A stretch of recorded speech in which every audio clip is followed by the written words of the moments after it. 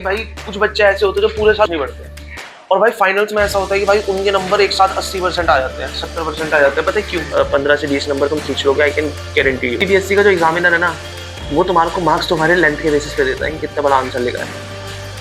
हर एक नहीं काट देगा नंबर, जबकि तुम्हारा तो आंसर सही उतना बड़ा दिखता है, उतना बड़ा दिखता है। बात ये सोचिए कि भाई बहुत बार ऐसा होता है कि भाई कुछ बच्चे ऐसे होते हैं जो कुछ नहीं पढ़ते और भाई फाइनल्स में ऐसा होता है कि भाई उनके नंबर एक साथ 80% आ जाते हैं, 70% आ जाते हैं। पता है क्यों? पता है क्यों? सुनना बहुत ध्यान से, ऐसा क्यों होता है, इसका रीजन है पता है। देखो, कई सारे टीचर्स ऐसे होते हैं, कहते हैं कि भाई ये कर लो, वो कर लो, वो कर लो, ये कर लो। 15-20 दिन पहले ना मैं एक चीज बोलता हूँ, ठीक है, जो तुम्हारी प्रिपरेशन चल रही है बहुत अच्छी बात है, माना, हर चीज मानी। सुबह 7 बज रहे हैं, जानबूझ के सुबह बुलाया कि मैं ऐसी चीजें सिर्फ कुछ चुनिंदा को बताता हूँ। भाई रेगुलर क्लास में बताऊंगा तो क्या फायदा है ना भाई। अब इस चीज को समझना है कि भाई देखो, वो नंबर जो आते हैं ना वो ऐसे नहीं आते। कभी कभी क्या होता है कि सीबीएसई बोर्ड्स के अंदर ना, यार देखो एक चीज समझना है कि सीबीएसई बोर्ड्स के अंदर जो चेकर है, उसको एक शीट को चेक करने के 5 या 10 रुपए मिल रहे होते हैं, है ना, या 25। अब रिवाइज हो गया होगा, हमारे टाइम पे जब मैं 2019 उसमें 5-10 रुपए मिल रहे थे, या फिर जितने भी रुपए मिलते हैं। अब एक बात सोचो, तुम एक टीचर हो, तुम स्कूल में दिन भर काम करते हो, तुम्हारी एक फिक्स सैलरी होती है। एक ही तुम्हारे लिए मौका होता है ना कि भाई तुम जा रहे हो पेपर बच्चों के चेक करो और एक्स्ट्रा इनकम अपनी जनरेट कर रहे हो। वहां पे टीचर का माइंडसेट पता है क्या होता है? वहां पे टीचर का माइंडसेट होता है, जितने जल्दी से जल्दी मैं ज्यादा से ज्यादा पेपर चेक करूं उतना मेरा मुनाफा होगा। मतलब कि वो तुम्हारे पेपर को मैक्स टू मैक्स 5 मिनट से ज्यादा देगा ही नहीं। वो भी बहुत बोल रहा हूं, नहीं देगा। और जितना तुम उसके लिए इजी बनाओगे पेपर चेक करना, उतना ज्यादा वो तुमको नंबर देगा। इस बात को समझ जाना, जितना तुम इजी बनाओगे। अब क्या होता है कि भाई बच्चे क्या करते हैं, भाई पहला क्वेश्चन कहीं कर दिया, 7वां क्वेश्चन एक साथ कर दिया। अब इससे क्या होगा, टीचर को ढूंढना पड़ेगा ना, ढूंढना पड़ेगा कि नहीं पड़ेगा? वो उसके लिए मुश्किल बना, वहां वो चिढ़ जाता है। दूसरी चीज, भाई मैं ये कहूंगा, देखो ये लड़कियों वाली चीजें होती है कि भाई साइड में लाइन बना दी, है ना, इंपॉर्टेंट वर्ड को अंडरलाइन कर दिया, उसके साथ साथ भाई अच्छे से पेपर कर रहे हो। भाई बोर्ड्स के अंदर ना ये कर लेना। पता है क्यों? जितना अच्छा तुम उसको डिलीवर करोगे ना, उतने अच्छे वो नंबर देगा। और भाई वो कभी नहीं पढ़ता तुम्हारा पेपर पूरा, कभी नहीं पढ़ेगा वो तुम्हारा पेपर पूरा। यहां पर तुम्हें ये चीज देखनी होती है कि भाई मैं उसे क्या पढ़ाऊं। यहां पर बोर्ड्स के अंदर ना एक स्ट्रेटेजी चलती है, और वो स्ट्रेटेजी पता क्या होती है? वो तुम्हारा पेपर चेक नहीं करता, तुम्हें उसको अपना पेपर चेक कराना होता है। इट मींस दैट सिर्फ वो पढ़ाओ जो तुम पढ़ाना चाहते हो। अब एक बात सोचो, तुम किस गली में घुसे, तुम उस घरों को नोटिस करोगे जो एकदम बढ़िया तरीके से बने हैं, उन घरों को नोटिस करोगे जो एकदम बेकार से बने हैं? बढ़िया घरों को नोटिस करोगे, क्यों? क्योंकि वो अंडरलाइंड है। अगर तुम अपनी चीजों को अंडरलाइन कर दोगे तो सिर्फ उसका फोकस उन अंडरलाइन वर्ड्स पे जाएगा जो तुम्हें पढ़ाना था, वो बाकी पढ़ेगा ही नहीं। बाकी तुम गाना भी लिखे होगे ना तो वो भी नहीं पढ़ेगा। बस मजाक, गाना मत लिख के आना, but the thing is this. अब अब क्या होता है कि यार कई बार बच्चे कहते हैं भैया स्टार्टिंग से करें, पीछे से करें पेपर, बीच से करें। कई सारे टीचर कहते हैं स्टार्टिंग से करो, कई सारे टीचर कहते हैं पीछे से करो, कई सारे टीचर्स कहते हैं बीच से करो, बट मैं ये कहता हूं कि स्टार्टिंग से ही करो। पर नहीं, गलत चीज है। पता है क्यों? यार उसको दिक्कत हो रही है पेपर चेक करने में। अब कहोगे यार भैया स्टार्टिंग का तो आता ही नहीं, केस बेस्ड स्टडी है, एमसीक्यूज। अब तुम्हारे में तो एमसी, अरे एक बात बताओ, 20 एमसीक्यूज है ना, जाते ही अगर तुम 1-2 पेज पर फर्स्ट सेकंड थर्ड बस इतना लिख दोगे, 20 लिख दोगे, तुम्हारा कुछ चला थोड़ी जाएगा। तुम्हें तो आंसर तब भी लिखने थे, तब भी लिखने थे। वो तुम्हारा गैप हो गया कंप्लीट। इससे क्या हुआ कि टीचर को इजी बना कि भाई उस, क्योंकि देख टीचर कभी अपने दिमाग से चेक नहीं कर रहा होता वहां पे पेपर, उसको मिलती है आंसर की। तुमने अपने सैंपल पेपर्स में देखा होगा, सैंपल पेपर होता है उसके नीचे आंसर की होती है, वो आंसर की टीचर को मिलती है और वो उससे चेक करता है पेपर। तो जितना ज्यादा उसके लिए इजी होगा उतना ज्यादा वो तुम्हारे को नंबर देगा, है ना भैया। तो ये एक सबसे बड़ी स्ट्रेटेजी होती है कि भाई तुम अच्छे से अच्छा लेकर दो। क्योंकि मैंने भी, जब मैं 10th में था तो मैंने भी ये चीज करी थी। पता है मैंने काम करा था, मेरे को ऐसे कई क्वेश्चंस थे जो कि साइंस के थे और एसएसटी के थे, कई नहीं 1-2 थे जो कि मेरे को बिल्कुल नहीं आते थे, बिल्कुल भी नहीं आते थे। बट मैंने इधर उधर तिगड़म बिठा के जैसे तैसे लिख दिया, और उसमें ना मुझे जो 1-2 वर्ड्स बता देना कि इंपॉर्टेंट है, उसको अंडरलाइन मार दिया अच्छे से, और टीचर ने कसम से वो उसमें मार्क्स दिया। तुम कहोगे तुम्हें कैसे पता चला मार्क्स दिए? क्योंकि भाई मेरे को पता था ना कि इतने आएंगे, उससे ज्यादा आ गए। तो प्रेजेंटेशन तुम्हारी बहुत अच्छी होनी चाहिए। कटिंग कटिंग जो होती है वो बहुत कम। अब बंदे पता है क्या करते हैं, तुमने एक चीज तुमने नोटिस करी होगी, तुम भी करते हो, तुमने कटिंग करी पूरी घुड़मुड़ घुड़मुड़ घुड़मुड़ कर देते हो, वो नहीं होनी चाहिए। अगर तुमने काटा भी है तो एक सिंगल स्ट्रेट लाइन में काट दो। आप कहोगे यार भैया ये क्या भगैती है, भाई भगैती नहीं है, उसे इरिटेशन होगी देखने में। भाई तुम्हें क्या पता कि वो टीचर अपनी बीवी से लड़ के आया है, बच्चे से लड़ के आया है, या फिर भाई प्यार से आया, प्यार करके आया है, तुम्हें क्या पता। अगर प्यार करके आया होगा तो भाई तुम्हारे को अच्छे नंबर दे देगा, अगर भाई क्या होगा तो शायद वही इरिटेशन तुम पे निकल जाए, तुम्हारी तो जिंदगी खराब होगी ना, उसका तो कुछ नहीं जा रहा। अब अगर मैं मैथ्स की बात करूं, भाई मैथ्स में अगर तुम कोई फॉर्मूले का भी इस्तेमाल कर रहे हो, एक फॉर्मूला भी यूज कर रहे हो, भाई अगर तुम a प्लस बी का होल स्क्वायर भी यूज कर रहे हो ना, तो साइड में using identity a plus B का whole square is equal to a square plus b square plus 2ab, अगर साइन थीटा का भी फॉर्मूला यूज कर रहे हो तो sine square theta plus cos square theta is equal to 1। अगर कोई सी भी आइडेंटिटी यूज कर रहे हो तो वहां पे लिखो, स्टेट करो कि भाई यूजिंग दिस आइडेंटिटी, किसी भी लाइन को स्किप मत करो। अब पता है बच्चे क्या होते हैं, मैंने कई बच्चों को देखा है, पता है क्या करते हैं, आता है जी आता है जी आता है जी, जो क्वेश्चन 6 लाइन में होना था उसको 2 लाइन में खत्म मार दिया, मार्क्स 100% कटेंगे। पता है क्यों? क्योंकि सीबीएसई में होती है स्टेप मार्किंग। अगर वो टीचर को नहीं पता चलेगा ना, काट दे। अच्छा एक बात तुमने कभी सोची, देखो मैं किसी की क्रेडिबिलिटी पे उंगली नहीं उठा रहा, लेकिन सीबीएसई में हर एक स्कूल से टीचर जाता है, एक तगड़े से तगड़े स्कूल से और एक छोटे से छोटे स्कूल से टीचर जाता है। जो छोटा स्कूल का टीचर है, अगर मान लो किसी सीबीएसई ने कोई तगड़ा सा क्वेश्चन दे दिया और उस टीचर को नहीं आता, वो तो किस में से देखेगा, चेक करेगा, आंसर की में से। और आंसर की में तो है क्या बोलते हैं, स्टेप। तुमने अगर कोई सा भी स्टेप नहीं कर रखा, वो तो उसको तो नहीं आता, वो तो स्टेप देखेगा, नहीं दिखा तुम्हारा काट देगा नंबर, जबकि तुम्हारा तो आंसर सही था। समझ में आई ये बात? अब कई सारे ऐसे बच्चे होते हैं भाई, जैसे मैं खुद था, मैं मना नहीं करूंगा, मैं खुद था, मेरे को क्या होता था, जैसे ट्रिग्नोमेट्री है, एक क्वेश्चन को करने के कई सारे तरीके होते हैं। तुमने भी ये चीज देखी होगी, एपी के अंदर हुआ, ट्रिग्नोमेट्री के अंदर हुआ, कि एक ही क्वेश्चन को करने के कई सारे मेथड है, रद्द के मेथड है कि कई सारे हैं। अब भाई क्या होता है, बोर्ड्स के अंदर तुम सबसे इजीएस्ट मेथड करोगे। क्यों? क्यों? क्या पता उस टीचर को मेथड ना आता हो जो तुम कर रहे हो। It may be the shortest जो तुम कर रहे हो, लेकिन इट इज नॉट कॉमन। वो तुम्हें आता है मेथड, टीचर को शायद ना आता हो मेथड। आप कहोगे फिर वो टीचर कैसे बना? आई एम टॉकिंग अबाउट कि कई सारे बहुत छोटे स्कूल के भी टीचर्स जाते हैं चेक करने के लिए। समझ रहे हो बात? तो द थिंग इज कि जितना इजी तुम उसके लिए बनाओगे, उतने ज्यादा नंबर तुम्हें मिलेंगे। इस चीज को बहुत ध्यान से समझ लो और गांठ बांध लो इस चीज की, तो कि जितना इजी करोगे उतना ज्यादा नंबर मिलेंगे ही मिलेंगे। समझ रहे हो? स्टेप भाई, फॉर्मूले का यूज होना, कि भाई तुम यूजिंग आइडेंटिटीज लिख रहे हो, भाई एक अच्छे तरीके से अंडरलाइन कर रहे हो, है ना भाई, ब्लैक एंड ब्लू पेन का इस्तेमाल कर रहे हो। अच्छा एक चीज और, एक चीज और यार, तुमने देखा है ह्यूमैनिटी स्टिल अलाइव। अब भाई एक बच्चा है, जैसे नमन दा जैसा ही बच्चा है, मान ले कोई बोर्ड्स के अंदर एक क्वेश्चन आ गया साइंस में कि ड्रॉ क्या बोलते हैं आपका, ह्यूमन रेस्पिरेटरी सिस्टम, है ना, अगर आ गया, ये तो वैसे ही फेल हो रहा था, मेरे को तो आता नहीं। अरे सुन तो ले मेरे भैया, सुन तो ले, अगर ये तो वैसे ही फेल हो रहा था, फॉर एग्जांपल ये तो हो रहा था, ये बनाकर आ गया पेन से डायग्राम, क्या टीचर उसमें कोई चेंज कर सकता है? बिकॉज जब टीचर पेपर चेक करने बैठता है, उसके पास 3 चीजें होती है, पेन, पेंसिल, इरेजर।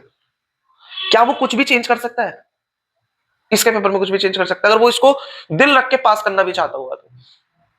क्यों? क्योंकि ये डायग्राम पेन से बना के लेके आता, क्वेश्चन में तो चेंज नहीं कर सकता, आंसर तो लिखेगा नहीं, आंसर में तो इसके नंबर बढ़ा नहीं सकता, दूसरा का बढ़ा सकता है सिर्फ इसके डायग्राम में। और तुम डायग्राम ही पेन से बनाया है, तो वो कुछ चेंज कर पाएगा? नहीं कर पाएगा। अगर बाय एनी चांस 1% भी उसके पास दिल हुआ ना, और तुम्हारा हल्का सा भी आंसर गलत है डायग्राम का, हमेशा पेंसिल से बनाकर आना, जिससे कि वो चेंज कर सके। क्या कर सके? चेंज कर सके। बिकॉज ऐसा कईयों बार होता है कि बोर्ड्स के अंदर तुम गलत बना के आते हो, बट टीचर के अंदर दिल अच्छा होता है कि यार ये बच्चा थोड़ा देर सा हो रहा है, छोड़ो इसकी थोड़ा सा ठीक कर दो। समझ रहे हो? दूसरी चीज, कभी भी ये कई बंदे पता है तुम्हारे दोस्त ही बताते हैं, ओ भाई 500 की पत्ती रखी है यो, पीछे पेज पे लिखी है यो कि मैं पूरे साल पढ़ा नहीं, मेरी दादी मर गई इस चक्कर में मैं पढ़ा नहीं, तुम को पास कर दो। ये चीज गलती से भी मत करना, ये सुन लो, ये चीज गलती से भी मत करना, बिकॉज ऑफ द रीजन, यहाँ वो टीचर तुम्हारे पैसे भी खुद रख लेता है और तुम्हारे को मार्क्स भी नहीं देते, और अगर वो टीचर और खड़ूस निकला तो वो तुम्हारे मार्क्स को सीनियर अथॉरिटीज को दे देता, तुम्हारा पेपर भी कैंसिल हो जाता और फायदा कुछ नहीं होता। जितना करके आओ अपनी मेहनत से करके आओ। चीटिंग का सवाल सीबीएसई में रखना ही मत, क्योंकि यार देखो बिन बात के तुम्हारी ब्लैकलिस्ट हो जाओगे और कुछ नहीं होगा। तो चीटिंग के भरोसे तो जाने ही मत। देखो एज एन टीचर मैं तुम्हें एक बहुत बड़ी बात बोल रहा हूँ, लेकिन भाई जो चीटिंग होती है ना, वो कभी भरोसे से मत जाना। अगर हो जाए तो वो बात अलग है, लेकिन कभी करना मत। तुमने क्या भाई, मैंने खुद नहीं करी थी 10th के बोर्ड के अंदर भाई, मैंने नहीं प्रेफर करी थी भाई, मैं बिल्कुल नहीं करके सोच के गया था। क्यों? क्योंकि मुझे पता था कि अगर यहां पकड़ा गया तो यहां मेरी जिंदगी खराब हो जाएगी। 20 दिन कुल है, जितना ज्यादा से ज्यादा तैयारी कर सकते हो उतना कर लो। सपोर्ट मटेरियल मार लो भाई, बार बार बोल रहा हूँ, mark my word, support material तैयारी कर लो, एमसीक्यूज पे तैयारी कर लो, फोकस कर लो, क्योंकि इस बार कॉम्पिटिटिव बेस्ड एमसीक्यूज आ रहे हैं, कॉम्पिटिटिव बेस्ड कंपटीशन टाइप। उसके साथ साथ बेटा देख सुनो, तुम्हें ना जब बोर्ड का पेपर दिया जाता है तो तुम्हें 15 से 20 मिनट दिए जाते हैं रीडिंग टाइम में। अब कहोगे भैया उसमें क्या, बच्चे क्या करते हैं, क्वेश्चन देख रहे हो तो भैया इतने आए हैं, ये क्वेश्चन है, कर लूंगा मैं। पता है उस 15 मिनट में क्या करता था? हमारे टाइम पे एक केस बेस्ड स्टडी आती थी बस, मैं उस 15 मिनट में ना बैठ के केस बेस्ड स्टडी करता था, मेरा टाइम बच गया। तो सबसे पहले जाते ही पेपर मिलते ही जितनी केस बेस्ड स्टडी है पढ़ मारो, आंसर ढूंढ मारो। क्यों? क्योंकि तुम्हें आंसर शीट खोलने का वक्त नहीं दिया, खोलने नहीं दी जा रही, सिर्फ तुम्हारे पास क्वेश्चन पेपर है। केस बेस्ड स्टडी पूरी तरीके से पढ़ मारो, जो दिख रहा है केस बेस्ड स्टडी पढ़ लो, इससे बेनिफिट तुम्हारा होगा। ये एक बात है कि केस बेस्ड स्टडी तुमने पढ़ ली। तो द पॉइंट इज कि इससे भाई इतनी बकैती से पता क्या चला, बकैती नहीं कहेंगे, इंफॉर्मेशन की, अच्छे से पेपर करना है। तुम्हें पेपर चेक करवाना है, वो तुम्हारा पेपर ना चेक करे, तुम उससे पेपर चेक कराओ, सिर्फ वो चीजें चेक कराओ जो तुम कराना चाहते हो, ठीक है? और एक और चीज जो मैं बताना भूल गया, बहुत ध्यान से सुन लो ये बात सारे। अगर तुम्हें क्वेश्चन आता है पूरी तरीके से तो do answer in a point wise manner. अगर तुम्हें क्वेश्चन आता है सिर्फ तब, क्या? अगर तुम्हें क्वेश्चन आता है सिर्फ तब पॉइंट वाइज मैनर में करो, अगर नहीं आता तो always do in a paragraph manner. क्यों? क्योंकि टीचर कभी भी जहमत नहीं उठाता पैराग्राफ को पढ़ने की, और अगर तुमने पॉइंट वाइज पढ़ा करा है तो वो जहमत उठाएगा। अब तुम ये नहीं कि सारे क्वेश्चन पैराग्राफ मैनर में करिए, नहीं, टीचर फिर मार्क्स भी कम पैराग्राफ मैटर में उसमें देता है। तुम्हें तो पता है ना कि इसमें मेरे को मार्क्स वैसे भी कम मिलने हैं, तो पैराग्राफ मैनर में करो। लेकिन अगर तुम्हें पूरी तरीके से क्वेश्चन आता है तो always do in a point wise manner, point wise manner के अंदर ही करो। उससे फायदा ये मिलेगा कि सिर्फ वो वही चीज चेक करेगा जो कि तुमने पॉइंट वाइज मैनर में लिखी हुई है। समझ में आई बात?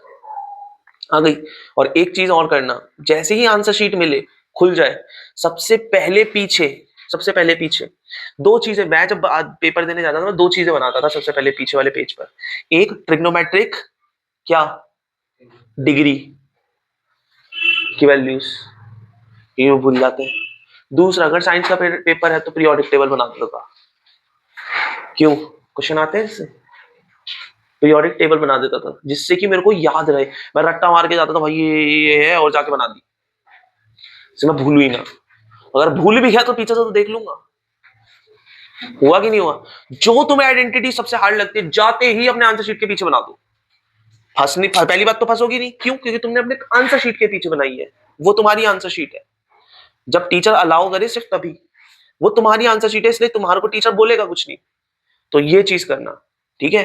देखो इस मूवमेंट पे सबका सिलेबस कंप्लीटेड है, मान रहा हूं, लेकिन द पॉइंट इज कि चलो तैयारी भी ठीक है, लेकिन द पॉइंट इज करना कैसे। अब समझ रहे हो करना कैसे? क्योंकि सीबीएसई अब अपने पेपर को बहुत ही ज्यादा सिंप्लीफाइड और इजी करता जा रहा है, तो उसके तरीके से चलो। देखो एमसीक्यूज रद्द के आ रहे हैं, ये मान के चलो 30 नंबर तो ऑलमोस्ट एमसीक्यूज है। 20? अरे तो फिर वो केस बेस्ड स्टडी है, बाकी भी तो मिला के मान ही लो ना आसपास में। अरे तो 20 तो इसमें आ गए, बाकी बीच बीच में कहीं बार मिल गए, मतलब सारे कॉम्पिटेंसी लेवल में केस बेस्ड स्टडी हो गई। वैसे मिला के तो 30-35 कुछ नंबर ऐसे है ना जो इससे ही आएंगे। मतलब कि सिर्फ तुम्हारा जो एक कंसेप्चुअल वाला है वो सिर्फ आधा पेपर आएगा। तो तुम ये सोच के जाओ कि तुम जितनी मर्जी तैयारी कर लो, वहां तुम्हें बैठ के सोचना खुद ही पड़ेगा इस बारी, है ना भाई? तो इस बारी तुम लोगों को सीबीएसई के अंदर वो रट्टाफिकेशन वाला भी जो मेथड चलता था ना, कि कई बच्चे ऐसे होते थे एंड मोमेंट पे रट्टा मारा, पहुंच गए, आ गए नंबर, और जो बच्चे स्टार्टिंग से खींच रहे थे, पढ़ रहे थे, उनका कुछ भी नहीं हुआ। तो वो चीज भी खत्म हो जाएगी इस बारी। तो भाई अपने एमसीक्यूज को बहुत स्ट्रॉन्ग कर लो। एमसीक्यूज करने की भी एक टेक्निक होती है, कभी पता है? पता है कभी टेक्निक? मैंने अपने पेपर्स के अंदर यूज करी है, जेई मेंस में भी यूज करी है मैंने। इसमें हमारे टाइम में सीबीएसई में नहीं आती थी 2019 में एमसीक्यूज, लेकिन मैंने यूज करे थे। क्या होता है, अब जैसे फॉर एग्जांपल 4 ऑप्शंस है, मुझे नहीं आता क्वेश्चन, मुझे एमसीक्यू नहीं आता, तो मैं पता कैसे करूंगा? व्हाट आई विल डू, जैसे कोई भी क्वेश्चन है, मैं चार ऑप्शन है, व्हाट आई विल डू मैं पहले पकड़ूंगा, इसमें से सबसे ऐसा ऑप्शन जो बिल्कुल ही नहीं हो सकता, बिल्कुल भी नहीं हो सकता। अब जैसे मैंने बोला कि एक क्वेश्चन था कि नमन के दोस्त कौन सा नहीं है, या कौन सा, हाँ कौन सा नहीं है। मैंने बोला क्या बोलते हैं, पुष्कर, ललित, लक्की और भूमि। मैंने 4 बोले। अब मैं यहां पे ढूंढूंगा कि कौन सबसे पहले हो सकता है। भाई देख, इसमें से लक्की तो 100% होगा, हटा दिया। कितने बचे ऑप्शंस? जहां मेरी प्रोबेबिलिटी 0 पॉइंट कितनी थी, 25 थी, अब कितनी हो गई? बढ़ गई। अब मेरे सही होने के चांसेस बढ़ गए। अब मैं कौन सा ढूंढूंगा जो और हो सकता है? ललित हो सकता है शायद। अब मेरी कितनी होगी? 0.5, 0.5। अब मेरे को 2 में ढूंढना है, भूमि और पुष्कर। अब मैं यार बुद्धि लगाऊंगा, मैं कहूंगा यार शायद पुष्कर हो जाए क्योंकि वो लड़का है, भूमि नहीं होगी। हो गया आंसर सही। क्या हुआ? मेरी प्रोबेबिलिटी 0.25 थी, उससे मैंने प्रोबेबिलिटी कितनी बढ़ा दी? 0.5। यहां पर ज्यादा सही होने के चांसेस थे एज कंपैरेटिवली टू 4। तो कभी भी एमसीक्यू जब करो तो सबसे पहले ये ढूंढो जो बिल्कुल नहीं हो सकता, तुम्हारी प्रोबेबिलिटी बढ़ जाएगी। फिर वो ढूंढो जो बिल्कुल भी नहीं हो सकता और तुम्हारे को थोड़ा सा नहीं लग रहा, फिर वो देखो यार मेरे को किस पे भरोसा सा लग रहा है, उसको मार दो, खत्म। ये मैं अपने एग्जाम्स के अंदर तक यूज करता हूँ, आज भी यूज करता हूँ। तो भाई पेपर करने का तरीका चाहिए, चीटिंग के भरोसे मत जाना। मैं बार बार इस बात को नोट कर रहा हूँ, बार बार इस बात को स्टेट कर रहा हूँ, प्लीज चीटिंग के भरोसे मत जाना। जितना आता हो उतना करना, जितना आता हो उतना करना, और जैसे जैसे बताया कि अंडरलाइन करना है, प्रॉपर वे में करना है, यूजिंग द आइडेंटिटीज लिखनी है, ठीक है, ये सारे तरीके करने हैं। क्योंकि भाई मैं ये नहीं कहूंगा कि भाई ये पढ़ लो, वो पढ़ लो, वो पढ़ लो, ये पढ़ लो, मानना बात, सब पढ़ लो, लेकिन वहां पे जाके ये 10 से 20 नंबर तुम्हारे ऐसे खींच के बढ़ाएंगे ना, जो मैं बता रहा हूँ सच में टेस्टेड है, 10 से 20 नंबर खींच देंगे। और एक और चीज इधर सुनो, जो बच्चे बहुत बुरा लिखते हैं और बहुत छोटा छोटा लिखते हैं, अपनी आदतें हटा लो। मैंने कई बच्चों को देखा है, जैसे मैंने लिखा कि माय नेम इज अंश गुप्ता, कुछ बच्चों की इतने में खत्म कर देंगे, है ना। जैसे मैंने लिखा, गई, हाँ जैसे मैंने ना, भाई देखो मैंने कई बच्चों को देखा, जैसे मैंने लिखा माय नेम इज अंश गुप्ता, मेरा कितने में खत्म हुआ? सिर्फ इतने में हुआ। अब देख,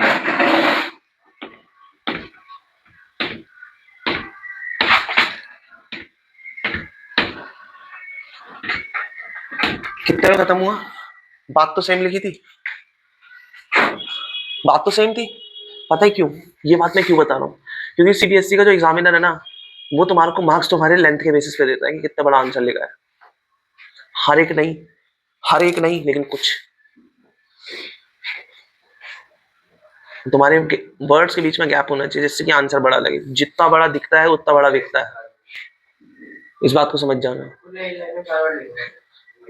तो जितना बड़ा, सीधी सिंपल सी बात, तुमने देखा है कहीं ऊंची दुकान फीके पकवान, दुकान बड़ी शानदार बनाते हैं, होता बकवास है।